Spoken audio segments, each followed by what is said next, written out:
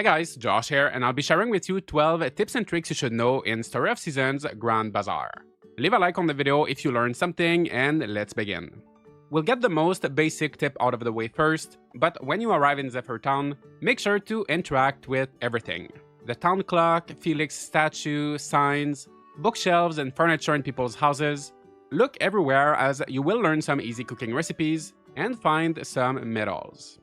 If you're wondering what to do with these medals, you can keep them for one of the shops much later in game at the Bazaar, but since you will be getting so many of them as you play, at the beginning I would recommend to sell all of them.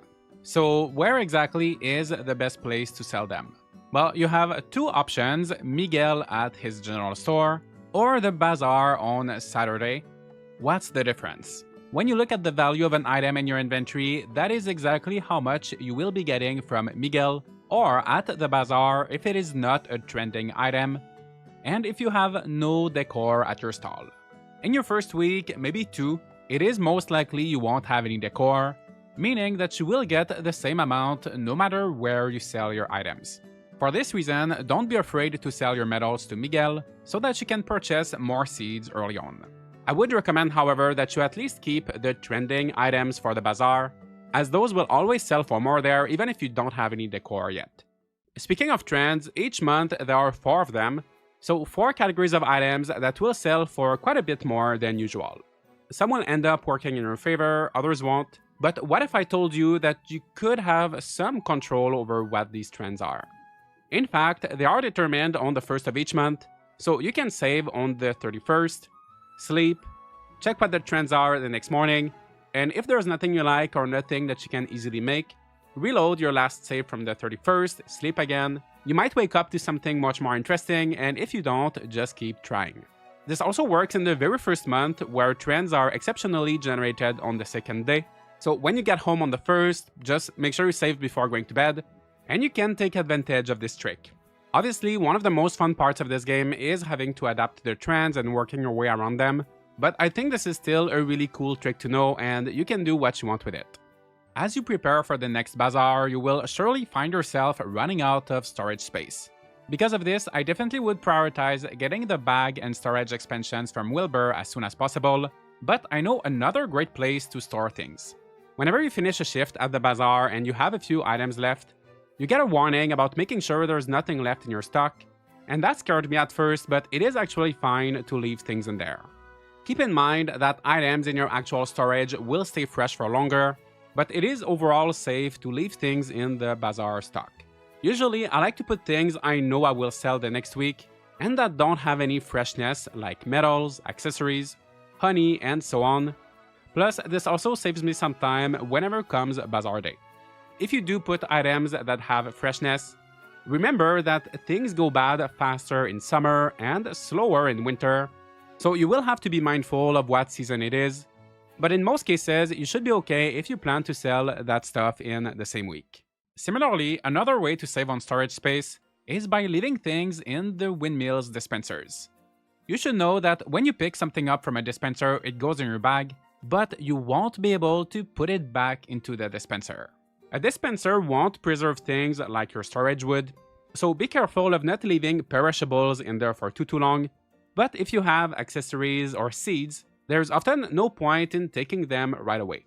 Especially with seeds, it is likely you won't be needing them for a whole year or at least a few months, and the variety really does add up over time, so make the most out of your dispensers. They each have 3 pages of inventory, and that is for a reason.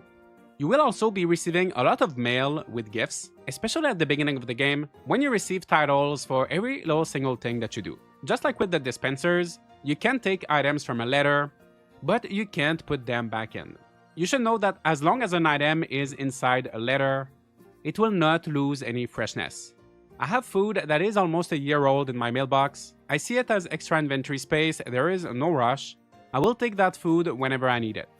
If you open all of these gifts right away, you will end up with items losing their freshness, but you know what? There is a fix for that.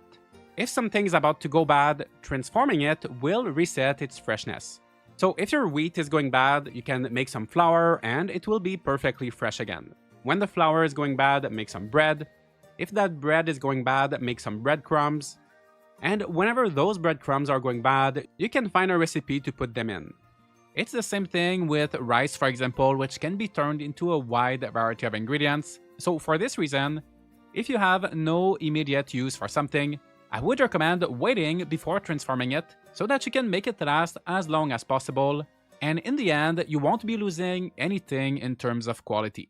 Now, if you'd like to preserve your crops even longer, and you have no plan to plant something else right away in your fields, just leave them in the ground. Like with items in your mailbox, as long as you don't harvest your crops, the decaying process will not start. Just don't forget to harvest everything before the season changes if you don't want them to wilt. And of course, if you do want to plant new seeds, then you should definitely harvest because the fields are pretty small. But if you're not in a rush, it is okay to leave crops in the ground for a while. A similar principle can be applied in other places, such as with the flowers for your beehives. You can put any grown flowers here as long as they're in season, and they will stay in the ground instead of taking up space in your storage, will not lose any freshness, and they will be generating honeycombs for your beehives. What else could you ask for? Using your sickle, you can get these flowers back at any time, and they will be just like they were before. This means that if a storm is on the way, you can take out all of the flowers right before the storm and put them back in the next day instead of putting up windscreens. Speaking of windscreens, make sure to craft a few in advance as you will need 3 screens per field on your farm, and lumber and stone can take a while to make. You can also pick up all of your flowers at the end of the month, then leave them in storage or make some dyes, perfumes, and stuff with them. But if you leave them in the ground when the season changes, they will wilt. One mechanic that is easy to misunderstand in Grand Bazaar is how crops can be watered twice a day. Felix does tell you at one point through a letter, but it is a bit vague. So I did some testing with turnip seeds, which should grow in 4 days according to their description, and strawberry seeds, which should grow in 8 days. I decided to water half of them only in the morning, and the other half morning and evening. On the 11th of spring, let's call it day 0 for this experiment, that is when I planted everything. On day 3, the turnips that were watered twice a day were ready, and the ones I only watered once a day followed on day 4.